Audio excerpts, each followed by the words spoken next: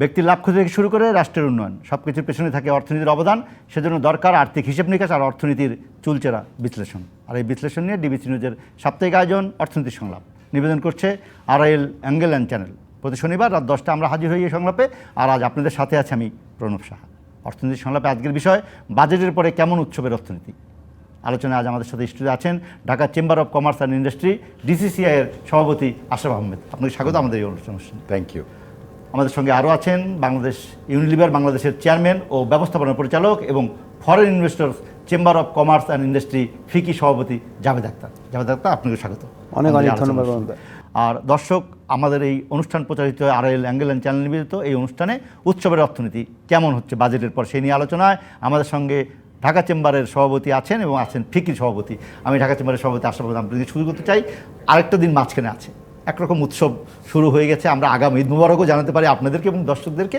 আমরা একটু বুঝতে চাই যে বাজেট ঘোষণা হলো কিছুদিন আগে, 6 তারিখে বাজেট দিয়েছে, তারপরে কয়েকটা দিন গিয়েছে, নানান রকম আলোচনা আপনারা বলেছেন, ফিকি থেকেও বলা হয়েছে।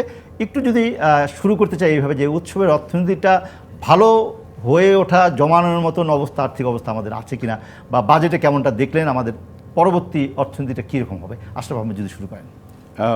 বেশ ডিফিকাল্ট কোশ্চেন, কারণ আপনি দেখুন বাজেটটা করা হয়েছে গত আগামী 1 বছরের কথা মাথায় রেখে। সেখানে আসলে যে 7 দিন বাজেটের 7 দিন 8 দিন পরে যে ঈদ হবে এই হিসাবটা আসলে মিলে না। বাট খুব যদি সংক্ষেপে বলি, দেখুন এই বছরের বাজেটটা তৈরি করা হয়েছে ইনফ্লেশন মুদ্রাস্ফীতি নিয়ন্ত্রণ করার জন্য। আপনি যদি দেখেন একদিকে যেমন আছে যে আপনার আমাদের যে বাজেট ঘাটতি সেটাকে একটু বেশ ড্রাস্টিক্যালি কমিয়ে আনার চেষ্টা করা হচ্ছে। আপনার মোট যে টোটাল বাজেট যেটা দেখবেন যে এখানে মাত্র গ্রোথের পরিমাণ, এক্সপেন্ডিচারের গ্রোথ প্রায় মাত্র 5%। সো ইনফ্লেশন অ্যাডজাস্ট করলে এটা আসলে নেগেটিভ গ্রোথ, মানে ইনফ্লেশন অ্যাডজাস্টেড গত বছরের তুলনায় এই বছরের প্রজেক্টেড স্পেন্ডিং আসলে কম। এবং থার্ড জিনিস যেটা ভালো মনে করি সেটা হচ্ছে যে দেখুন এখানে যেটা করা হয়েছে সেটা হচ্ছে করের হার এফেক্টিভলি না বাড়িয়ে করের জাল বৃদ্ধি করে আসলে করের পরিমাণ বাড়ানোর একটা চেষ্টা আছে গভর্নমেন্টের মাথায়। এই 3টা জিনিসকে যদি আমরা একভাবে দেখি তাহলে আসলে অর্থনীতির হিসাবে বলে যে এর কম্বাইন্ড এফেক্ট হলো আপনার ইনফ্লেশন কমে আসবে। একই সাইডে আপনার যদি দেখেন আমরা গত বছরের প্রথম থেকেই যখন যেই চেষ্টাটা করছি যে মুদ্রাস্ফীতি নিয়ন্ত্রণ করার জন্য আমাদের যে মুদ্রানীতি ঘোষণা করা হলো, এবং ওখানে দুটো অ্যাসপেক্ট ছিল। একটা হচ্ছে যে আমরা যেটা দেখেছি সুদের হার বাজার ভিত্তিক করার চেষ্টা করা হচ্ছে, প্লাস ডলারের দামও বাজার ভিত্তিক করার চেষ্টা করা হচ্ছে। এই দুটোর নেট ইম্প্যাক্ট আমরা আশা করছি যে আমাদের যে বাজেটে ব্যালেন্স অফ পেমেন্টে যে সমস্যাটা ছিল সেটা আশা করি যে এই বছর নাগাদ কেটে যাবে। আচ্ছা, এটা হলো ভালো খবর।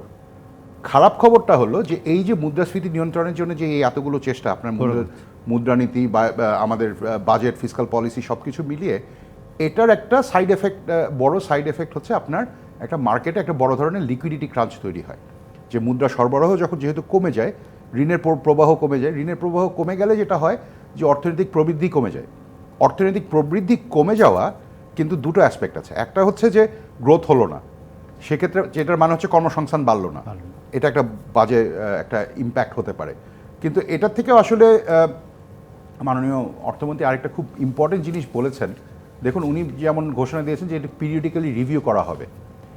এইটা আমি মনে করি খুবই ইম্পর্টেন্ট একটা জিনিস, কারণ দেখেন আমাদের আসলে এই দুটো মুদ্রানীতি এবং ফিসকাল পলিসির কম্বিনেশনে আসলে যেহেতু সুদের হার বাড়ছে, সুদের হার একটা পয়েন্টের পরে চলে গেলে 13.5, আমার ধারণা এটা 13.5 থেকে 14% কর্পোরেট লেন্ডিং রেট, এটার ওপরে যখন চলে যাবে তখন কিন্তু আমাদের জন্য একটা মন্দা অবস্থার ঝুঁকি তৈরি হবে।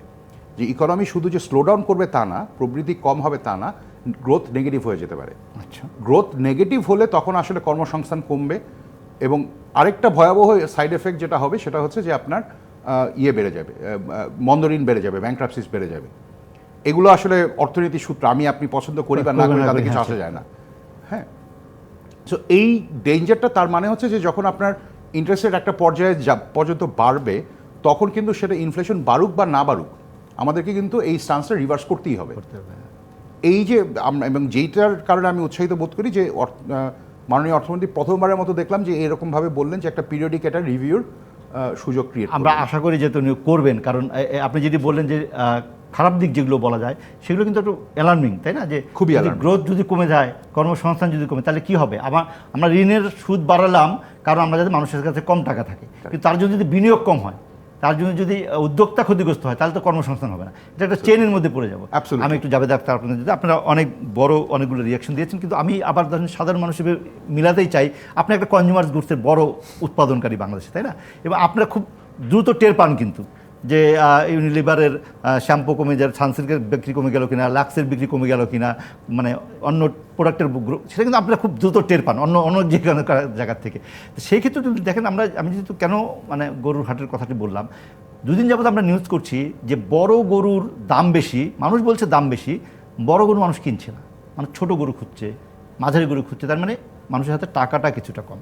এটাই হয়তো বড় অর্থনীতির একটা বড় জায়গা, এবং সেই ক্ষেত্রে আপনিও নিশ্চয়ই প্রভাবিত হচ্ছেন যে আপনার সব কনজিউমার গুডস মানুষ কিনছে কিনা। সেখান থেকে যদি দেখে বলেন এবং বাজেটকে মিলিয়ে, যে তাহলে আমাদের অর্থনীতিটা কোথায় যাচ্ছে তাহলে? আচ্ছা, সো অর্থনীতি এখন যে পরিস্থিতি আছে সেটা হচ্ছে যে আমরা কিন্তু বেশ অনেক দিন ধরে একটু হাই ইনফ্লেশন রেজিমে আছি। হিস্টোরিক্যালি বাংলাদেশ কিন্তু এত হাই ইনফ্লেশন রেজিমে কখনোই ছিল না। মানে আনুষ্ঠানিকভাবে ঘোষিত ওই 10 প্রায় আপনি যদি জানেন, অ্যান্ড সিকুয়েন্সিয়ালিও বেশ হাই ইনফ্লেশন রেজিমে আছে। ইনফ্যাক্ট আপনি যদি আমাদের ডেটাও দেখেন যে রিয়েল ওয়েজ ইন্ডেক্স অ্যাকচুয়ালি কমে এসছে, তার মানে কি রিয়েল ইনকাম কমে এসছে, এবং সেই প্রেশারটা এভিডেন্ট। আপনি একটা গরুর হাটের কথাই বলেন অথবা ডিটারজেন্ট পাউডারের কথাই বলেন, আপনি দেখবেন যে রিয়েল ওয়েজ কমে গেলে ওটা ক্রয় ক্ষমতা কমে যাবে, এবং সেটা আমরা মার্কেটেও দেখেছি। সেটা হচ্ছে যে কনজাম্পশন, যেটা সিগনিফিকেন্টলি কমে গেছে। ইনফ্যাক্ট গত বছরে এফএমসিজির কনজাম্পশন প্রায় ডাবল ডিজিট ডিক্লাইন করেছে, এবং আমরা এই বছরের প্রথম হাতে যাচ্ছি, এখনও ডিক্লাইনে আছে, বাট আমরা দেখছি উত্তরোত্তর একটু ভালো হচ্ছে। সো গত বছর লাস্ট 6 মাসে যতদূর ছিল ভার্সাস এলএসএ এই প্রথম 6 মাসে বেটার, এখনও নেগেটিভে আছে। সো এখনও ইকোনমিতে স্ট্রেস আছে, ইনকামে স্ট্রেস আছে। সো সেই পার্সপেক্টিভে ইনফ্লেশন, যেটা আশা বললেনও, একটা বড় একটা ব্যাপার যেটা কন্ট্রোল করার জন্য, এবং that will be big driver. কারণ আমাদের কিন্তু ইকোনমি একটা বড় ড্রাইভার হচ্ছে ইন্টারনাল কনজাম্পশন, এবং এই কনজাম্পশন ড্রাইভ করার জন্য ইনফ্লেশন কন্ট্রোল করা একটা সরকারও একটা বড় ম্যান্ডেট নিয়েছে। আমি আমার সেকেন্ড হ্যাড যেটা, সেটা হচ্ছে ফরেন ইনভেস্টার, যেটা সেই পার্সপেক্টিভে একটু বলি। আমাদের কিন্তু ফরেন ইনভেস্টার চেম্বারের একটা বড় ম্যান্ডেট হচ্ছে ফরেন ডিরেক্ট ইনভেস্টমেন্ট অ্যাট্রাক্ট করা, এফডিআই নিয়ে আসা। না, এফডিআইতে আমি সবসময় বলি 3টা খুবই গুরুত্বপূর্ণ ব্যাপার থাকে, এবং আমি এই 3 লেন্সে এফডিআই দেখি। একটা হচ্ছে ক্রেডিবিলিটি, সেটা হচ্ছে যে আমরা একটা ক্রেডিবল ইনভেস্টমেন্ট ডেস্টিনেশন কিনা, আচ্ছা, এই বিশ্বাসযোগ্যতা দেশের থাকতে হবে। সেকেন্ড যে জিনিসটা থাকবে কনসিস্টেন্সি, পলিসি খুব দ্রুত শিফট করলে চলবে না। এবং আমি কিন্তু বারবারই বলি, ওই শেষ প্রেস কনফারেন্সে বলেছেন যে কর নীতির যদি ধারাবাহিকতা না থাকে তাহলে বিদেশি বিনিয়োগ আসবে না, কারণ আমি তো আনসার্টেনিটি কিন্তু কোনো ব্যবসায়ী পছন্দ করে না। হ্যাঁ, সার্টেনিটি হচ্ছে খুবই গুরুত্বপূর্ণ। এবং থার্ড যে সিটা, সেটা হচ্ছে ক্যাপেবিলিটি মানে হচ্ছে আমাদের ওভারঅল রিফর্ম ক্যাপাসিটি, আমাদের রেগুলেটর, আমাদের ডিফারেন্ট গভর্নমেন্ট ইনস্টিটিউটস, আমাদের private organisation, even human capital যেটা দেশে থাকে, কারণ কালেকটিভলি ওটা কিন্তু এনশিওর করে যে আমি যে ইনভেস্টমেন্ট করবো সেটার জন্য আমার রিসোর্স আছে কিনা, রিফর্ম আছে কিনা। নাও ওই কনটেক্সে যদি কিছু জিনিস দেখেন, আমি দেখি বাজেটে বেশ কিছু ভেরি গুড রিফর্মস আছে। কী আছে? সেটা হচ্ছে আপনারা দেখবেন যে ডিরেক্ট ট্যাক্সের উপর অনেক রিলায়েন্স এসছে। আমাদের বাজেটে কিন্তু টিপিক্যালি ইনডিরেক্ট ট্যাক্সের উপর থাকে, এখন কিন্তু ডিরেক্ট ট্যাক্সের উপর সিগনিফিক্যান্ট একটা রিফর্ম এসছে। সেকেন্ড যে জিনিসটা দেখবেন সেটা হচ্ছে ট্যাক্সেশন ব্যাপারে, এবং এটা নিয়ে ফিকে প্রায় 8 বছর ধরে অ্যাডভোকেসি করে আসছে, প্রসপেক্টিভ করা। প্রসপেক্টিভ মানে হচ্ছে যে ট্যাক্সটা আমি জানবো এবং ভবিষ্যতে দেবো, কিন্তু আমি যদি জুনের 30 তারিখ জানি যে আমার ট্যাক্স বেড়ে গেছে এবং আমাকে তখন পেছনের 12 মাসের জন্য ট্যাক্স দিতে হবে, অনেকের ক্ষেত্রে কিন্তু অ্যাকাউন্টস ক্লোজও হয়ে গেছে। সো কোনো ইনভেস্টারের জন্য এটা কিন্তু হিউজ অ্যামাউন্ট অফ আনসার্টেনিটি। এবং আপনি যদি আরও কিছু দেখেন যে ভিএটির ক্ষেত্রেও কিছু রিফর্ম দরকার, কারণ আমাদের কিন্তু অনেক বিভিন্ন রেট ভিএটি হচ্ছে, বিভিন্ন লেভেলে হচ্ছে, সেটা রিকভারি হচ্ছে না, সেটা কিন্তু ভোক্তা অ্যাকচুয়ালি পিক আপ করছে, কারণ ইনএফিসিয়েন্সি পুরো ভ্যালু চেনে থাকলে সেটা হচ্ছে। এবং থার্ড যে জিনিসটা আসছে বাজেটে, সেটা হচ্ছে নতুন কাস্টমস অ্যাক্টও এসছে, এবং আমরা যদি 3টে কথাই দেখি, এই 3টাতেই যথেষ্ট রাইট রিফর্ম এসেছে। কিন্তু এই রিফর্মের সাথে সাথে যে চ্যালেঞ্জগুলো রয়ে গেছে, যেগুলো দেখতে হবে, একটা জিনিস হচ্ছে যে জিনিসটা আমি বলি কনসিস্টেন্সি, এবং একটা বড় জিনিস কনসিস্টেন্সির ইস্যু হচ্ছে অনেক ইন্ডাস্ট্রির উপর এডিশনাল ট্যাক্সেশন আসছে। সো সেটা একটা চ্যালেঞ্জ। একটা হচ্ছে ইকোনমিক জোন, না চিন্তা করে দেখেন, ইকোনমিক বড় একটা জোন আপনি প্ল্যান করে প্লট নিয়েছেন, ইন্ডাস্ট্রি করবেন, এখন বলছে যে কর অব্যাহত থাকবে না, অব্যাহত থাকবে না। চিন্তা করে দেখেন, আমার এখানে অনেক কোম্পানি আছে যারা ফরেন ইনভেস্টর চেম্বারের মেম্বার, যারা অলরেডি কিন্তু ইন প্রগ্রেস, ওরা একটা ল্যান্ড কিনেছে অথবা এখানে স্পেন্ড করেছে, ফিজিবিলিটি স্টাডি করেছে, এখন মাঝখানে এসে এমনও আছে যে ফ্যাক্টরি সেট আপ করে ফেলেছে, সাডেনলি যখন শুনলেন আসবে না, অটোমেটিকলি তো ওই কোম্পানিগুলোর জন্য আনভায়াবল হবে। সেকেন্ড হচ্ছে দেশ হিসাবে তখন সেই ক্রেডিবিলিটির আর থাকছে না। ট্যাক্সেশন ঠিক নাই, যে কোনো বছর যে কোনো বছর চেঞ্জ হয়ে যেতে পারে, তাই না? তাহলে আমাদের তো ওই যে ক্রেডিবিলিটি থাকবে সেটা থাকছে না। আর ফাইনালি আরেকটা জিনিস যেটা থাকে যে এবছর আমরা দেখছি যে ট্যাক্সেশনে কিন্তু কিছু রিফর্ম এসছে, ট্যাক্স ইয়েটা করে ট্যাক্স নেট বাড়ানোর কথা আসলে বলেন, কিন্তু একটা ইম্পর্টেন্ট এলিমেন্ট ফরেন ডিরেক্ট ইনভেস্টমেন্টের জন্য হচ্ছে ইফেক্টিভ ট্যাক্স রেট। কারণ actual tax versus effective tax মানে হচ্ছে আমরা যখন সাবমিট করি বেশ কিছু ডিসঅ্যালাউয়েন্স থাকে। এবছর কিছু রিফর্ম করা হয়েছে, আমি মাস্ট কমপ্লিমেন্ট যে এটা এসছে। এই রিফর্মটা আরও করতে হবে, কারণ যখনই ফরেন ইনভেস্টর আসে তারা কিন্তু শুধু আমাদের অ্যাপারেন্ট ট্যাক্স রেট দেখে না, ইফেক্টিভ ট্যাক্স রেট দেখে। ফর পার্সপেক্টিভ আমি বলি 27.5% নন লিস্টেড কোম্পানির ট্যাক্স রেট কিন্তু প্রায় 40 থেকে 55% পর্যন্ত যায় ইফেক্টিভ ট্যাক্স রেট। হ্যাঁ, মানে যেটা কার্যকর হয়ে যায়। কারণ আমার অনেক কিছু ক্ষেত্রে ডিসঅ্যালাউয়েন্স থাকে যেটা আমাকে অ্যাকনলেজ করা হয় না, যেগুলো আমি এক্সপেন্স দেখাতে পারি না, যেমন আমাদের টেকনিক্যাল ফিজ, রয়্যালটি, আমার প্রমোশন এক্সপেন্ডিচার, পারকুইজিটস, অনেক কিছু আছে যেগুলো ডিসঅ্যালাউয়েন্স হয়ে যায়। কিন্তু ইফেক্টিভ ট্যাক্স রেটই কিন্তু আমাদের হচ্ছে রিটার্ন অন ইনভেস্টমেন্ট ক্যালকুলেট করা হয়, এবং এটার সাথে কিন্তু বাংলাদেশের সাথে ইন্ডিয়া, ভিয়েতনাম এবং পারিপার্শ্বিক অনেক দেশেরই কিন্তু কম্প্যারিজন করা হয়। সো এই কয়েকটা জিনিস আমার ধারণা, এবং আমি আশাবাদী, কারণ এই জিনিসটার বেশ কিছু রিফর্ম দেখেছি এবছর। কিন্তু এবং আমরা দুদিনের কাছে আমার প্রশ্ন, যেই প্রজেকশনটা করা হয়েছে সেটা বাস্তবায়ন করার মতন মানে দক্ষতা আমাদের আছে কিনা, আমি এনবিআর এর কথাই বলছি। জি, আপনি জানেন যে ভ্যাট আমরা পুরোটা কার্যকর করতে পারি নাই, সেই 12 সালের আইন 22 সালে ইন্ট্রোডিউস করেও কিন্তু আমরা সফল হতে পারিনি। এখন যে সমস্ত মেজারের কথা আপনি প্রশংসা করছেন, এখন আদৌ তা বাস্তবায়ন করা যাবে কিনা সেই চ্যালেঞ্জটা কি? অবশ্যই ওইটাই আমার কিন্তু তৃতীয় সি, ওই যে ক্যাপাবিলিটি, ওই দক্ষতা আমাদের থাকতে হবে। এবং দক্ষতার জন্য যেটা দরকার, শুধু এনবিআর উপর তো বললে হবে না, আমাদের কালেকটিভলি কাজ করতে হবে, চেম্বার, ইন্ডিভিজুয়াল অর্গানাইজেশন সেই কাজটা করতে হবে, সেই দক্ষতাটা তৈরি করতে হবে। এবং আমরা কিন্তু ফিকি হিসেবে সেই জিনিসটাই বলছি যে এই দক্ষতা তৈরি করার জন্য একটা বড় একটা ড্রাইভার কিন্তু হবে একটা ইন্টিগ্রেটেড ডিজিটাল আর্কিটেকচার, যে কারণে আপনি আমাদের কাস্টম, ভিএটি এবং ট্যাক্সেশন একই সাথে করার কথা আপনি বলছিলেন, এবং এটা নিয়ে আমরা অ্যাক্টিভলি কাজ করতে চাই এনবিআর এর সাথে। এনবিআর এর এক্সিকিউটিভ চেয়ারম্যান উনি সাথে আমাদের কথা হয়েছে যে বাজেটের পরে আমরা বসবো এবং আমরা করতে চাই, এবং একটা বড় কাজ করতে চাই, সেটা হচ্ছে একটা ইউনিফাইড ভিএটি সিস্টেম। এটার সঙ্গে আমি জাভেদ আখতার শুনতেই চাই আরেকটা কথা, কিন্তু আমরা বারবার বলছি, আপনারা বলেছেন, সবাই পক্ষে বলছে যে যারা কর নীতি করে, যারা পলিসি করে, আর যারা কর ট্যাক্স কালেকশন করে, এই দুটাকে একটু আলাদা করার ব্যাপারটা বরাবরই বলা হচ্ছে। সেইটা কতটুকু দেখলেন বাজেট, সেটা কি সম্ভব? এটা তো হচ্ছে, এটা তো খুব প্রিন্সিপাল সেন্টার্ড কনভারসেশন আর কি। এবং এই জিনিসটার ক্ষেত্রে আপনি যদি এটা তো এনবিআর এর রিপ্রেজেন্টেশন লাগবে এটা করার জন্য, কিন্তু আমার পার্সপেক্টিভ যেটা সেটা হচ্ছে যে এনবিআর এর মধ্যে একটা সেগমেন্ট হওয়া উচিত এবং বড় একটা রোল হওয়া উচিত এই পলিসি তৈরি করা। Collection should B a separate wing যেটা করে। ইনফ্যাক্ট আমি একটু চ্যালেঞ্জও করবো যে এই কালেকশন করার চেয়ে আমাদের উচিত রিটার্নটা এমন একটা ইনভাইট করা যাতে আপনি গিয়ে ট্যাক্স রিটার্নটা দেই। কারণ আপনি ঘরে ঘরে গিয়ে তো কালেকশন করতে পারবেন না, এবং রিয়েলিস্টিক্যালি আমাদের যদি ওই হাই ট্যাক্স জিডিপি রেশিওতে যেতে হয়, রিয়েলিস্টিক্যালি আপনি ঘরে ঘরে যতই লোক বাড়ান, ঘরে ঘরে গিয়ে তো ট্যাক্স কালেক্ট করতে পারবেন না। আমাদের এমন একটা তৈরি করতে হবে যাতে আমি গিয়ে অটোমেটিকলি আমার কোম্পানি হোক অথবা ইন্ডিভিজুয়াল ট্যাক্স পেয়ার হোক, আমি যাতে সেটা সাবমিট করি, সেটা তৈরি করতে হবে। আশা আমি আপনার কাছে যেতে চাই যে আরেকটা হলো যে ট্যাক্স নেটের কথা বাড়ানোর কথাই বলেন, বা দুদিন যে প্রস্তাবিত বাজেট যেটা হয়েছে তাতে আমরা দেখছি ইজি ডুইং বিজনেসের কথা আমরা আবার বলছি। এই বাজেট কি ব্যবসার খরচ কমাবে? খুব ডিফিকাল্ট একটা প্রশ্ন। কেন বলি আমি এটা আপনাকে, কারণ দেখুন, ইজ অফ ডুইং বিজনেস কমাতে গেলে আমাদের যেই জায়গাগুলোতে হাত দেওয়া দরকার, যেমন জাভেদ যেটা বলছিলেন যে কাস্টমসের ইস্যু আছে, ভ্যাটের কালেকশনের প্রসেস আছে, প্রসিডিওর আছে, আপনার এফেক্টিভ ট্যাক্স রেটের ক্যালকুলেশন আছে, এটার ডকুমেন্টেশন আছে, এই জায়গাগুলোতে আসলে আমরা যেইভাবে জিনিসটা করছি তাতে লং টার্মে এটা আমরা পারবো না করতে। আচ্ছা, এটা আমি একদম লিখে দিতে পারি আপনাকে যে আমরা আমাদের ট্যাক্স মেকানিজম যেভাবে এস্টাবলিশ করা আছে, এটা হয়তো 50-100 বছর আগে কাজ করতো, কিন্তু আপনি যদি এখন দুনিয়ার অন্য কোনো দেশে দেখেন, কোথাওই দেখবেন যে ওই সিস্টেমগুলো আর নাই, অনেক কিছুই কিন্তু চেঞ্জ হয়ে গেছে। আমি একদম খুব সহজ একটা জিনিস বলি, দেখেন দুনিয়ার যত ট্যাক্স অথরিটির কথা আমি জানি, প্রায় মোটামুটি মানে বড় দেশ যেগুলো, সবাই ট্যাক্স রিফান্ড দিতে পারে।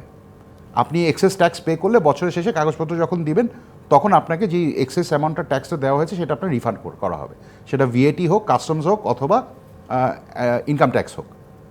আমাদের এনবিআর কেন পারবে না, এটা আমাকে কেউ জবাব দিতে পারবে? এখন হয়তো বলে যে আপনি পরবর্তী বছরে অ্যাডজাস্ট করে দিবে, এখন সেটাও দেয় না। অ্যাডভান্স ইনকাম ট্যাক্সের ক্ষেত্রে সেটাও করা যায় না। এই বাট যেই প্রশ্নটা আমি আসলে তুলতে চাই সেটা হচ্ছে, দেখুন এই ডিসকাশনগুলোর, এই রিফর্মসগুলোর জায়গা কিন্তু আসলে বাজেটে হয় না। এগুলো বাজেটটা 1 বছরের একটা প্ল্যান, এটা হিসাব মানে হ্যাঁ। খরচ এবং আয়ের হিসাব মাত্র। কারেক্ট। এখানে যদি দেখেন আপনার যেমন এই বাজেটেও মাননীয় অর্থমন্ত্রী যেমন দু একটা জায়গায় বলেছেন যে এনবিআর সক্ষমতা বৃদ্ধি করার চেষ্টা করা হবে, অনেকগুলো প্রজেক্ট নেওয়া হয়েছে। উনি কিন্তু শুধুমাত্র এতটুকুই মেনশন করেছেন বাজেট স্পিচে, বাকিটা কিন্তু আরও আসলে বড় ধরনের অনেক কিছু করতে হবে। জাভেদ যেটা বললো যে দেখেন এই মুহূর্তে ভ্যাট অথরিটি এবং ট্যাক্স অথরিটি একজন আরেকজনের ডেটাবেস দেখতে পারে না। সো ভ্যাটে কি চালান দিয়েছি আর আমি কাস্টমসে কি চালান দিচ্ছি, এটা ইনফরমেশন দিচ্ছি, এখনো কিন্তু এটা আমাকে ওই চালানের কপি নিয়ে জমা দিতে হয়। সো এই জাতীয় মানে এই যে lack of automation, lack of integration, কিংবা যে the absence of a single digital infrastructure, এই জিনিসটা আমাদেরকে যত শীঘ্রই সম্ভব এটাকে রিভলভ করতে হবে। আমি আসবো, তার আগে একটা ছোট্ট বিরতি, আমাদের সঙ্গে থাকুন। স্বাগত আরেকবার আরআইএল অ্যাঙ্গেল অ্যান্ড চ্যানেল নিবেদিত অর্থনীতি সংলাপে। আজকের বিষয় বাজেটের পরে কেমন উৎসবের অর্থনীতি। আমাদের সঙ্গে আছেন ডিসিসিআর সভাপতি আশরাফ আহমেদ এবং আছেন ফিকি সভাপতি জাভেদ আখতার। জাভেদ আখতার, যেমনটি আশরাফ আহমেদ বলছেন, একটা হলো ইদিডুইং বিজনেসের ব্যবসা কমানোর কথা আছেন, আরেকটা হলো কনজিউমারদের ক্ষেত্রেও আমরা সব জায়গায় একটা হাহাকার দেখি, সব জিনিসের দাম বেড়ে যাচ্ছে, কিন্তু আমরা দেখছি আবার বিক্রিও হচ্ছে, সরবরাহ আছে। এই যে কঠিন অর্থনীতির মধ্যে আমরা পড়ে যাচ্ছি এখন, যেটা আশরাফ আহমেদ বললেন যে সবটাই ব্যবস্থা নেওয়ার মতো না, কিন্তু সবটাই আবার নিতে হবে, নাহলে আপনি অর্থনীতি আগাবেন। আপনি যেটা একটু বললেন যে নেগেটিভ হয়ে যাবে কিনা সংস্থা, তাহলে করণীয়টা কি? বেশ চ্যালেঞ্জিং এবং ডিফিকাল্ট সময়। আমরা যদি দেখি, আপনি যেটা বললেন যে আমরা তো ইকোনমিক অ্যাক্টিভিটি তাও হচ্ছে, কিন্তু আপনি যদি আমাদের হাউজহোল্ড ইনকাম স্টাডি দেখেন, আপনি রিয়েলাইজ করবেন যে আমাদের টপ 10% অলমোস্ট 40% ইনকামের জন্য রেসপন্সিবল। সো আপনার যদি কনসেন্ট্রেশন অফ ওয়েলথ এত থাকে, আপনার ইকোনমিক অ্যাক্টিভিটি তো চলবে, কারণ কারো কাছে নিশ্চয়ই পয়সা আছে, ইরিসপেক্টিভ অফ ইনফ্লেশন আপনারা মুভ করবে। কিন্তু প্রবলেম যেটা হচ্ছে, আপনার নেক্সট 50%-এর কাছে 40% আছে, তারপরে 50%-এর কাছে আপনার বেসিক্যালি কিছুই নাই, তাই না? 10% ইনকাম আছে। নাও আপনার এখানে এই 50%-এর 10% ইনকাম আছে, ওদের কথা কিন্তু আমাদের মানতে হবে, কারণ দে আর বাল্ক অফ দ্য পপুলেশন। হ্যাঁ, এবং এটার জন্য যেটা প্রয়োজন, আমি যেটা বলছিলাম যে বাজেট একটা ইনস্ট্রুমেন্ট, একই সাথে আমাদের যেটা কাজ করতে হবে যে ফিসক্যাল এবং মনিটারি পলিসি দুটো একই সাথে কাজ করতে হবে। মনিটারি পলিসিতে কিছু রিফর্ম এসছে, আপনি যদি দেখেন পলিসি রেট বাড়ানো, আপনি যদি দেখেন যে ফ্রি ফ্লোটিং রেঞ্জ, সেটা একটা ইন্টারভেনশন নেওয়া হয়েছে, যার মাধ্যমে এসেনশিয়ালি আমাদের যেটা এনশিওর করতে হবে যে এগ্রিগেট ডিমান্ড আমাদের যাতে কমাতে পারি, একই সাথে আমরা সাপ্লাই বাড়াতে পারি। কারণ এই দুটো যখন ব্যালেন্স হবে, তখনই কিন্তু ইনফ্লেশন কন্ট্রোলে আসবে, এবং সেটার মাধ্যমেই তখন আমরা এই ব্যবস্থাটা নিতে পারবো। থার্ড আরেকটা জিনিস যেটা করতে হবে, যেটা ফিসক্যালের সাথে কানেক্টেড, সেটা হচ্ছে আমরা এক্সপেন্ডিচার কীভাবে কমাতে পারি। কারণ আমাদের ইন্টারেস্ট কস্ট তো বাড়বেই, কারণ আমরা তো অনেক কিছু লোন নিয়ে করতে হচ্ছে, বাজেট গ্যাপ আছে সেটাও লোন নিয়ে করতে হবে। তার মানে আমাদের কস্ট কমাতে হবে, ফিসক্যাল কস্ট কমাতে হবে। এডিপি তো ছোট করলাম না অনেক বেশি, না এডিপি হয়তো ছোট করা সম্ভব না, কিন্তু আমি আপনাকে একটা জিনিস বলি, যেমন আমাদের অনেক রাষ্ট্রায়ত্ত প্রতিষ্ঠান আছে যেটার প্রাইভেটাইজেশনের সময় মধ্যে চলে এসছে। আপনি যদি দেখেন একই রকম চ্যালেঞ্জ 90s-এ ইন্ডিয়া ছিল, একই সময় ভিয়েতনাম, ইন্দোনেশিয়াতেও ছিল। এটা কিন্তু একটা বড় আনলক, যেখানে আপনি এই যে অ্যাসেটগুলো বসে আছে, এগুলো প্রোডাক্টিভিটি আমরা কিন্তু huge amount of fiscal imbalance. সবগুলো কর্পোরেশনই লোকসান আছে বলে আজকেও খবর আছে। আপনার ওখানে উত্তরটা ওখানেই আছে, তাই না? যে ওখানে আমরা কীভাবে এফিসিয়েন্সি নিয়ে আসতে পারি, প্রাইভেটাইজেশন করে নিয়ে আসতে পারি। কারণ ওটা যে কিন্তু করে নিয়ে আসতে পারলে তত বেশি এফিসিয়েন্সি আসবে, এবং তত কিন্তু আনপ্রোডাক্টিভ অ্যাসেট কিন্তু বসে আছে। কারণ আমাদের তো ওই অ্যাসেটগুলো আছে, সেটাকে যখন আমরা প্রোডাক্টিভলি ইকোনমিতে ইউটিলাইজ করতে পারবো, অটোমেটিকলি আপনার যে ফিসক্যাল ইমব্যালেন্সেরও একটা বড় অংশ অ্যাড্রেস করা সম্ভব হবে। আশরাফ আহমেদ, যদি বলেন আমরা একটু বেসরকারি খাতের যদি দেখি, কারণ আমাদের 14% কিন্তু মাত্র হলো সরকারি দিক থেকে জিডিপির, আর বাকি 86% কিন্তু বেসরকারি খাতের কর্মকাণ্ড না। সেক্ষেত্রে বেসরকারি খাতের পক্ষ থেকে এবং চেম্বারের পক্ষ থেকে আমাদের ব্যবসায়ী নেতারা, আমরা ট্যাক্স নিয়ে অনেক কথাবার্তা বলি, প্রতি বছর কর্পোরেট ট্যাক্স কমাতে হবে, ট্যাক্স কমালে সরকার আয় পাবে কোথায়, সেটা নিয়ে একটা বড় ধরনের টানা আছে সবসময় থাকে। কিন্তু তারপরেও চেম্বারের দিক থেকে বেসরকারি উদ্যোক্তাদের, যেটা জাভেদ আখতার বলার চেষ্টা করলেন, আমরা অনেক কিন্তু আবার দিয়ে দেখেছি যে সেটাও ভালোভাবে চলছে না। মানে বেসরকারি খাতে দেওয়া হয়েছে অনেক, সরকারি জুট মিলি বলেন বা টেক্সটাইল মিলি করেন, কিন্তু শেষ পর্যন্ত খুব ভালোভাবে চলছে না। সেক্ষেত্রে করণীয়টা কি? দেখুন, আপনি 1950-এর দশকে যেই প্রজেক্ট ফিজিবিলিটি করা হয়েছে, আপনি যদি আশা করেন আমি ওইভাবেই পাটকল চালাতে পারবো, এটা আসলে এই ডিসকাশনের সময় নষ্ট করে লাভ নেই। পাটকল যদি না চলবে না, তাহলে আপনাকে ওইখানে আরএমজি করতে হবে, বন্ধ করে দিতে হবে। হ্যাঁ, আপনার যদি প্রয়োজন হয় সেটা বন্ধ করতে হবে আপনাকে। মানে চয়েস ব্যাপারটা তো এরকম যে আপনি যেই 5,000 লোক কিংবা 10,000 লোক যারা ওখানে এমপ্লয়েড আছেন, আপনি কি তাদেরকে ভলান্টারি রিটায়ারমেন্ট স্কিম দিবেন, নাকি বছরের পর বছর আপনি লোকসানটা বয়ে নিয়ে যাবেন? এটার প্রাইভেট সেক্টরের সলিউশন তো ইজ ভেরি ভেরি সিম্পল। আমরা যেমন ধরুন আপনার 50 বছর আগে যে ফ্যাক্টরিটা ছিল, আপনি গিয়ে দেখবেন যে প্রাইভেট সেক্টর ওই ফ্যাক্টরিটা এখন ওই জিনিস করে না। It probably does something completely different. কারণটা কি? কারণ আপনার রিকোয়ারমেন্ট চেঞ্জ হয়ে গেছে, মার্কেটের ডিমান্ড চেঞ্জ হয়ে গেছে, অপরচুনিটিস চেঞ্জ হয়ে গেছে। প্রাইভেট সেক্টরের জন্য সবচেয়ে বড় জিনিস যেটা হয়, দেখেন যে আমরা একই রাস্তায় বেশি দিন চলতে পারি না। আমাদের সমস্ত ব্যবসারই একটা লাইফ স্প্যান আছে। আপনি 20 বছর আগে যিনি কম্পিউটার বানাতেন, আপনি আজকে গিয়ে দেখবেন উনি কিন্তু কম্পিউটার বানাচ্ছেন, উনি ট্যাব বানাচ্ছেন। কারণ এখন মানে আপনার হার্ডওয়্যার, আপনার ডেস্কটপ পিসি বিক্রি হয় না, তাই না? তো এই চেঞ্জেসগুলো ইজ ভেরি ন্যাচারাল, এটা হতে দিতে হবে। চেঞ্জ সবসময় রেজিস্ট করলে আসলে এটা কাজ করবে না। বাট প্রাইভেট সেক্টরের জন্য আমাদের যেটা সবচেয়ে বড় একটা স্ট্রাকচারাল সমস্যা তৈরি হয়ে গেছে, দেখুন আমাদের সরকার থেকে শুরু করে মিডিয়া থেকে শুরু করে কেউই কিন্তু আসলে প্রাইভেট সেক্টরে যে আন্ডারলাইং প্রবলেমসগুলো যেগুলো আমরা ফেস করি, এই প্রবলেমটাকে আসলে খুব যে গুরুত্ব দিয়ে দেখা হয় তা কিন্তু না আমাদের পলিসি মেকিংয়ে। আমি একটা এক্সাম্পল দিই। আমাদের যে 5th 5-year প্ল্যান বলি আমরা, 2041 বলি, সব জায়গাতে দেখবেন যে আপনার গ্রোথের এক্সপেকটেশন হচ্ছে প্রাইভেট সেক্টরের কাছ থেকে। কিন্তু আমাদের কাছ থেকে যখন এক্সপেক্ট করা হচ্ছে যে আমরা ইকোনমিকে সামনে এগিয়ে নিয়ে যাব, তখন আমাদের যে ফান্ডামেন্টাল প্রবলেমগুলো, এগুলো কিন্তু আমরা আবার অ্যাজ এ কান্ট্রি আমরা রিজলভ করতে পারছি না।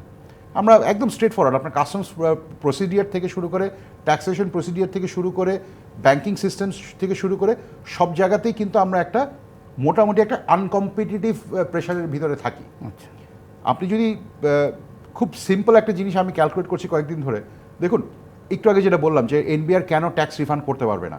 আপনার চায় না আপনাকে কোনো ধরনের, আমি যতটুকু জানি যে কোনো ধরনের ডাইরেক্ট ইনসেন্টিভ দেয় না, কিন্তু আপনি এক্সপোর্ট করার সাথে সাথে আপনি আপনার প্রসেসে যতটুকু আপনি ভ্যাট দিয়েছেন, ট্যাক্স দিয়েছেন, সেটা আপনি সাথে সাথে রিফান্ড পেয়ে যান। সেই রিফান্ডের পরিমাণটা কিন্তু দেখা যায় যে আপনার 8 থেকে 10% অফ টোটাল এক্সপোর্ট হয়ে যায়। আমাদের ক্ষেত্রেও যদি ব্যাক ক্যালকুলেট করি, আমরা যখন ইম্পোর্টের জন্য ট্যাক্স দিই না, তারপরেও আমরা একজন এক্সপোর্টার যখন আপনার ইউটিলিটি ইউজ করেন, যখন আপনার গ্যাস ইউজ করেন, যখন আপনার বিদ্যুৎ ব্যবহার করেন, যখন আপনার ট্রান্সপোর্ট ব্যবহার করেন কিংবা টোল ব্যবহার করেন, প্রত্যেকটা জায়গাতেই কিন্তু তাকে একটা ভ্যাট দিতে হয়, একটা টোল দিতে হয়।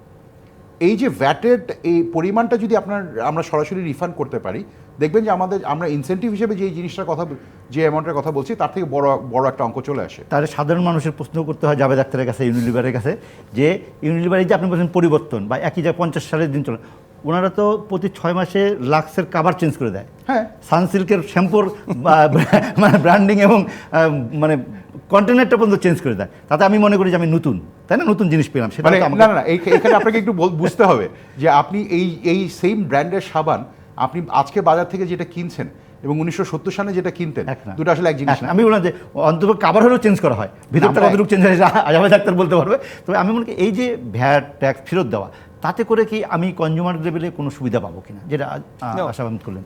যেমন যেটা আসলে রেফার করছে, এখন যদি আমরা দেখি আমাদের ভিএটি সিস্টেমে কী হয়, আমাদের ডিফারেন্ট স্টেজে দিতে হচ্ছে ভ্যাট, এবং এতে যেটা হচ্ছে যে আমাদের কিন্তু ট্রান্সপারেন্সি নেই, রিকভারি হচ্ছে না। কিন্তু বিভিন্ন স্টেজে দেওয়ার কারণে কি হচ্ছে, আপনার কস্টটা বাড়ছে, at the end K pay করছে? কনজিউমার, ভোক্তাই তো এটা পে করছে, তাই না? সো আমাদের এখানে যে জিনিসটা হচ্ছে, এই কারণে একটা ইন্টিগ্রেটেড সিস্টেম দরকার, যাতে কুইকলি এটা রিটার্ন আসতে পারে। যেটা কথা বলছেন, আমি ইন্ডিয়াতে অনেক বছর কাজ করেছি। আমার পার্সোনাল ইনকাম ট্যাক্স আমি কখনোই নিজে দিন, আমার প্রত্যেক কোয়ার্টারে সাবমিট করতে হতো। বছর শেষে রিকনসাইল হয়ে less than a quarter refund চলে আসতো, যে এত টাকা রিফান্ড আমার ব্যাংকে চলে আসতো। আমি নিজেও জানতাম না, পরে দেখতাম একটা ইমেল এলো যে এটা পসিবল, এবং এটা পসিবিলিটি হচ্ছে কারণ আমি এটাই দেখে এসেছি। আপনি যদি দেখেন ভিএটি যে রিফর্মটা আমি বলছি, ইন্ডিয়াতে যখন জিএসটি রোল আউট করলো, মাল্টিপল, ওদের কিন্তু বিভিন্ন স্টেটে বিভিন্ন ধরনের ট্যাক্স ছিল। কোথাও অক্ট্রয় নামে একটা ব্যাপার ছিল, কোথাও একটা ভিএটি ছিল, কোথাও আরেকটা জেনারেল ট্যাক্স, স্টেট ট্যাক্স এবং আবার ফেডারেল ট্যাক্স, এরকম ডিফারেন্সিয়েট ছিল। একটা বড় একটা দেশে ইউনিফাইড ট্যাক্স ট্রান্সফরমেশন হচ্ছে, যেটা ইজ আমাদের ভিএটি ইকুইভ্যালেন্ট। এবং আমাদের ভিএটি ইকুইভ্যালেন্ট কিন্তু 2012-র যে লটা ছিল, that is the true essence of VAT, যে রোল আউট করা দরকার। পলিসিটাও কিন্তু আছে, কিন্তু আমাদের এখন যেটা হতে হবে যে আমাদের একটা ইউনিফাইড ভিএটি স্ট্রাকচারে আসতে হবে, যেখানে আপনার ভ্যালু চেনে ট্রান্সপারেন্সি থাকতে হবে, এবং যেখানে যেখানে হচ্ছে, এবং ইজিলি আমাদের যাতে এই রিফান্ডটা কাজ করে। এবং এটা যখনই আমরা এফিসিয়েন্সি নিয়ে আসবো, তখনই কিন্তু আপনি দেখবেন যে দ্যাট উইল রিডিউস কস্ট। সেটা ব্যাপার। আমি জাভেদ আখতার, আমি যেহেতু ইউনিলিভারের মানুষকে পেয়েছি, সেই জন্য আমি জানি যারা তারা পরিবেশ নিয়েও কাজ করে, এবং আশরাফ আহমেদকে পাওয়ার কারণে আমি ক্যাপিটাল মার্কেট নিয়েও তার কাছে নিশ্চয়ই একটা কথা শুনতে চাই, কারণ সেটা নিয়ে অনেক বেশি আলোচনা আছে। আমি একটু ছোট্ট করে যদি আপনি বলেন যে এখন আমরা পরিবেশের কথা ভাবি, এখন আমরা প্লাস্টিকের বিরুদ্ধে বলি, এবং সেক্ষেত্রেও আমি কর্পোরেট রেসপন্সিবিলিটি হিসেবে ইউনিলিভারের কোথাও কোথাও ভূমিকা দেখি, সেইটা এখন কিভাবে আপনি আগাবেন সেই কর্পোরেটের ক্ষেত্রে, যেহেতু আমাদের এই জিনিসটাও কিন্তু খুব সিভিয়ার হয়ে যাচ্ছে। আসলে টেকসই ব্যবসা করা একেবারে কোর স্ট্র্যাটেজিতে হতে হবে। আচ্ছা। এটা একটা আলাদা কিছু একটা চিন্তা করলেও চলবে না, হ্যাঁ। হ্যাঁ। আর আপনি যদি দেখেন ইউনিলিভার কিন্তু সারা জীবন এইভাবেই করে এসছে। 25 বছর আগে আমরা যেভাবে ব্র্যান্ড তৈরি করতাম এখনও কিন্তু একইভাবে করি। 25 বছর আগে আমরা কিন্তু শেখাতাম কীভাবে দাঁত ব্রাশ করতে হয়, ওরাল হাইজিন প্র্যাকটিস শেখাতাম, এখনও কিন্তু সেটা করছি এবং একই সাথে আমরা হাত ধোয়ানো সেই কোভিডের আগে করছি। টেকসই ব্যবসা কিন্তু ফান্ডামেন্টাল যে কোনো ব্যবসা তৈরি করার জন্য আমি এফএমজি পার্সপেক্টিভ বলছি। এবং আমরা এখন যেটা করছি, আমরা আমাদের ইউনিলিভার সাস্টেইনেবল লিভিং প্ল্যান নামে একটা ছিল 2010-এ চালু করেছিলাম, তারপরে সেটাকে ইভলভ করে কম্পাস নিয়ে এসেছি এবং আমরা এখন যেটা নিয়ে এসেছি সেটাকে বলে গ্রোথ অ্যাকশন প্ল্যান, যেখানে আমরা 4টা বড় পিলার নিয়ে আমরা কাজ করব। একটা হচ্ছে প্লাস্টিক, সেকেন্ড একটা হচ্ছে ক্লাইমেট, থার্ডটা হচ্ছে নেচার এবং ফোর্থটা হচ্ছে লাইভলিহুড। আমি একটু বিস্তারিত শুনতে চাই, সেজন্য একটু ছোট বিরতি থেকে ঘুরে আসি, আপনি বলতে পারবেন, এবং তারপরে আশরাফ আহমেদের কাছে আমি ক্যাপিটাল মার্কেটও শুনবো। আড়াইল অ্যাঙ্গেল অ্যান্ড চ্যানেল নির্মিত অর্থনীতি সংলাপে একটু বিরতি। স্বাগত আরেকবার আড়াইল অ্যাঙ্গেল অ্যান্ড চ্যানেল নির্মিত অর্থনীতি সংলাপে। জাভেদ আখতার, আপনি আমি একটু ইউনিলিভার সম্পর্কে শুনতে চাচ্ছিলাম, বিশেষ করে আপনি যে 3-4টা পরিকল্পনার কথা বলেন সেটা। আমি 4টা পিলারের কথা বলছি সাস্টেইনেবল। একটা হচ্ছে প্লাস্টিকের যে ব্যাপারটা সেটা করছি, যেটা আমরা প্রায় 2014 থেকে কাজ করে আসছি এই ব্যাপারে। এবং এখন আমরা যেটা করেছি কিন্তু ইউনিলিভারের ফুটপ্রিন্ট, কিন্তু আমরা টোটাল যে প্লাস্টিক কালেক্ট করি আমার প্রোডাক্টের সাথে যা চায় তার চেয়ে বেশি কালেক্ট করি। তার মানে আমি আমি আপনাকে দোষারোপ করতে পারবো না যে আমি নেগেটিভ প্লাস্টিক দিচ্ছেন, আমি নেগেটিভ, আমার এনভায়রনমেন্ট আছে সেটা। এবং আমরা একই সাথে আরও বিভিন্ন কাজ করছি যে আমাদের প্রোডাক্টে কীভাবে আমরা রিডিউস করতে পারি, রিসাইকেল করতে পারি, এবং নিয়ে এক্সট্রিম কাজ হচ্ছে। ক্লাইমেটের ক্ষেত্রে যে কাজ করছি যে গ্রিন হাউস গ্যাস এমিশন কীভাবে রিডিউস করা যায়, আমরা already zero landfill operation run করি, হ্যাঁ, বাট আরও কীভাবে আমরা কার্বন এমিশন কমাতে পারি।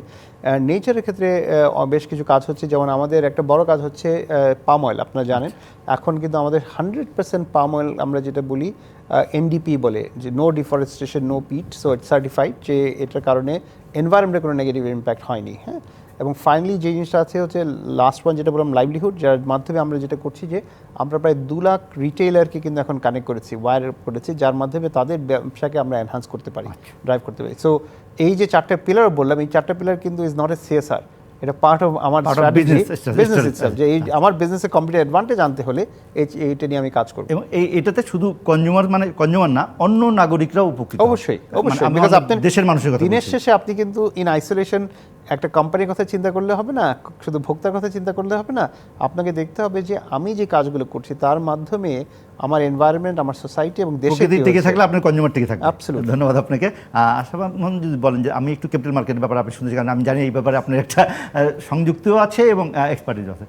এই যে আমরা এইবারও কিন্তু দেখেন, আমরা প্রশ্ন করি, অর্থনৈতিক প্রশ্ন, ক্যাপিটাল মার্কেট সম্পর্কে কিন্তু তেমন কিছু নাই বাজেটে, আমরা খুব প্রত্যাশাও হয়তো করি না, কিন্তু এই যে একটা মানি মার্কেট আর ক্যাপিটাল মার্কেট আমরা সবসময় বলি, সেটার এই অবস্থা হলে অর্থনীতিতে কোত্থেকে এটার ইনজেকশন হবে? ওকে, আমি যদি আপনাকে আজকে জিজ্ঞেস করি আপনাকে যে আপনি কেন বলছেন যে ক্যাপিটাল মার্কেটের সিনারিও খারাপ, আপনি যেটা জবাব দেবেন আমাকে সেটা হচ্ছে ইন্ডেক্স কম এবং ট্রেড কম। ওকে, দেখুন 2022 সনে যখন ইন্টারেস্ট রেট রাইজ করা শুরু করে গ্লোবালি, এবং আমাদের ক্ষেত্রেও যখন গত বছর থেকে এই বছরের প্রথম থেকে যখন ইন্টারেস্ট রেট রাইজ করা শুরু করে, তখন এটা ন্যাচারাল কনসিকোয়েন্স হচ্ছে ইকুইটির দাম কমবে। আপনি সেটা আমরা যেটা তখন টের পাইনি আমরা, কারণ আমরা একটা আপনার প্রাইস প্রোটেকশন দিয়ে আটকে রেখেছিলাম, ফ্লোর প্রাইস দিয়ে আটকে রেখেছিলাম। সো যেটা হয় যে প্রত্যেকটা কোম্পানির তো আসলে প্রাইস আর্নিং রেশিওর একটা হিসাব আছে। যে কোম্পানি 10 টাকা প্রফিট জেনারেট করে তার দাম হয়তো বা 100 টাকা হতে পারে, কিন্তু তার দাম যদি 500 টাকা হয়ে যায় মার্কেটে, এটা একটা পয়েন্টে গিয়ে এটা পড়বেই, পরে এটা 500 টাকা থেকে কমে 100 টাকাতে নামবেই। আমাদের ক্ষেত্রেও ব্যাপারটা মোটামুটি তাই হচ্ছে। বাট এটা হওয়ার ফলে যেটা হচ্ছে, আমি মনে করি এটা একটা অন্য আরেকটা অপরচুনিটি, কারণ আপনি এখন অনেকগুলো ভালো কোম্পানির শেয়ার দেখবেন মার্কেটে, যেগুলোর price return is actually very very attractive. এটা হচ্ছে একটা সাইড। হয়তো মৌলভিত্তি শেয়ার ভালো কোম্পানির কথা বলবেন, কিন্তু সেই ভালো কোম্পানির দামও তো অর্ধেক হয়ে আছে। তাহলে যার 600 টাকার কেনা জিনিস 300 টাকায় হয়ে আছে, তার কি হবে? নতুন লোক 300 টাকা দিয়ে কিনবে। তার জন্য বেস্ট স্ট্র্যাটেজি হচ্ছে ডাবল আপ করা। বাট সেই পুঁজি কোথায় পাবে সে? যে সেটাই দেখুন, ব্যাপারটা তো হচ্ছে তাই যে যখনই দাম কমবে, যখনই খারাপ অবস্থা থাকবে, তখন যদি আপনার কাছে ক্যাশ থাকে, তখন আপনি you would make the most amount of money. যে বাজার যখন টাইট থাকে তখন আসলে এটা একটা অপরচুনিটি বটে। এটা একটা বড় ধরনের অপরচুনিটি। আচ্ছা, সেকেন্ড ইস্যু হচ্ছে যে এটার বাইরে আমি যদি স্ট্রাকচারাল একটা জিনিস বলি, দেখুন আমরা শেয়ার মার্কেট বলতেই বুঝি আইপিও, এটা একটা ভুল একটা ধারণা। কারণটা হচ্ছে গত 2-3 বছরে আমাদের এভারেজে আইপিওর সাইজ হয় 100 থেকে 150 কোটি টাকা।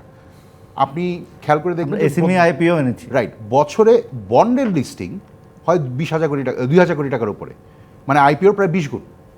আমাদের কিন্তু অলরেডি বন্ড মার্কেটটা প্রাইমারি ইস্যুয়েন্সের ক্ষেত্রে অলরেডি কিন্তু আইপিওর থেকে প্রায় 20 গুণ বড়। এটাই নর্মালি হওয়ার কথা। আপনি যদি দুনিয়ার সমস্ত স্টক মার্কেট দেখেন, দেখবেন যে ইটস প্রাইমারিলি লার্জেস্ট ভলিউম হচ্ছে ফিক্সড ইনকাম ইনস্ট্রুমেন্টস, বন্ডস কিংবা আপনার বিভিন্ন ধরনের সিকিউরিটি, অন্যান্য সিকিউরিটিজ, হাইব্রিড যেগুলো। কিন্তু আমাদের দেশে একটু সাধারণ বিনিয়োগকারীদের আমার মনে হয় এই সাধারণ বিনিয়োগকারীর গল্পটা বোধহয় আস্তে আস্তে সরে দিতে হবে, মানে এটা আসলে করে বেশি দূর যাওয়া যাবে না।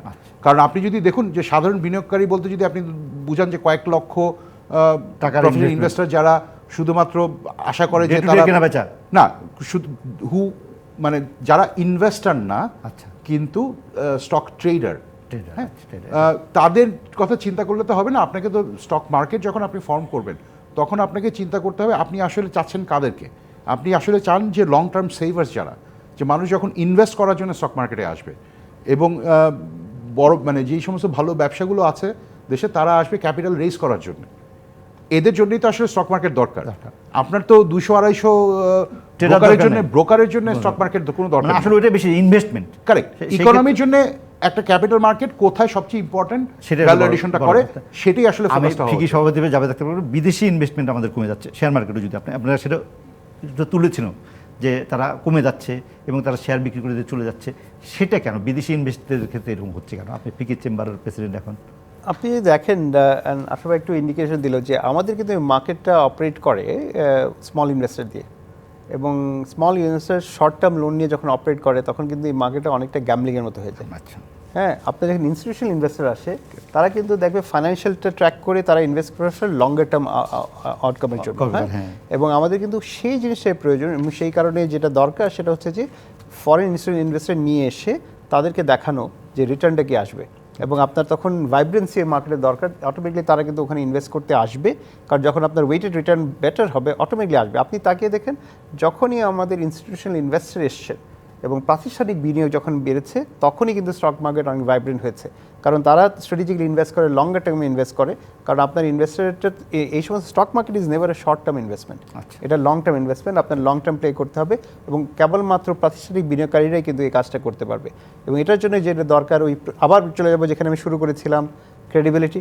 আমাদের স্টক মার্কেটে আপনি যেটা বললেন যে 600 টাকার স্টক কেন 300 টাকা আছে, সো সেই ক্রেডিবিলিটি বিল্ড করতে হবে, কনসিস্টেন্সি সেটা রাখতে হবে, এবং কেপেবিলিটি একই সাথে আমাদের সেই দক্ষতা থাকতে হবে এই মার্কেটকে কীভাবে অপারেট করার জন্য।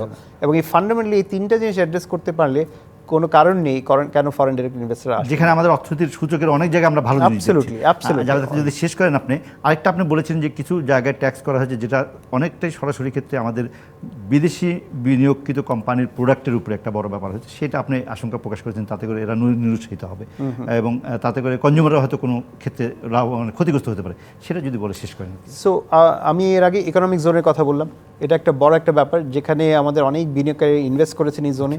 সেটার এগেন্সে সেটা কিন্তু বেজার সাথে একটা এগ্রিমেন্ট করে ওনারা ইনভেস্টমেন্ট করেছেন, অ্যান্ড সাডেনলি এখন আমরা নতুন একটা নিয়ে আসলাম যেখানে আমরা এগুলো উইথড্র করে ফেললাম, সো অটোমেটিকলি এগুলো আনভায়াবল হয়ে যায়। একই সাথে বেশ কয়েকটা সেক্টরেও এডিশনাল ট্যাক্স আছে, টেলিকম একটা বড় সেক্টর, এবং এটা কিন্তু আমাদের স্মার্ট বাংলাদেশের জন্য একটা প্রি রেকুইজিট। এবং এর মাঝখানে আপনি যদি দেখেন যেই ট্যাক্স এটা কিন্তু দিনের শেষে ভোক্তারা এটা কিন্তু করেন এবং বের করবেন। হ্যাঁ, সো এটা একটা বড় একটা ব্যাপার চলে যায়। আর আরেকটা যেটাতে আপনি দেখবেন এসডি বেড়েছে আপনার বেভারেজে, আপনার সাপ্লিমেন্টারি ডিউটি প্রায় 5% বাড়ানো হয়েছে। এই সেক্টরেও কিন্তু ফরেন ডাইরেক্ট ইনভেস্টমেন্ট আসছে, এবং আমি প্রতিটা সেক্টরের কথা বলছি, সেখানে কিন্তু পাইপলাইনে ফরেন ডাইরেক্ট ইনভেস্টমেন্ট আসছে। আপনার ইকোনমিক জোনের কথাই বলি, আর এখানে বলি আমরা আশা করবো যাবে দেখা যে বাজেট যেহেতু প্রস্তাবিত, এবং আপনি যেটা বলছেন এবং আপনি প্রেস কনফারেন্সে এই কথাগুলো বলেছেন, আমি প্রেস কনফারেন্সে করেছি, আশা করি যে অর্থমন্ত্রী বিষয়গুলো বিবেচনা করবে। একটা হলো বড় বিপদ অর্থনৈতিক জোন এবং এই সমস্ত বিদেশি কোম্পানি। আমরা আজকের মতো শেষ করছি। আশরাফ আহমেদ ধন্যবাদ, এবং ধন্যবাদ জাভেদ আখতার, ধন্যবাদ দর্শক আপনাদের। আজকের মতো শেষ করছি আরএল অ্যাঙ্গেল চ্যানেল নিবেদিত অর্থনীতি সংলাপ। দেখা হবে আগামী শনিবার। 24 ঘন্টা থাকুন ডিবিসি নিউজের সঙ্গে।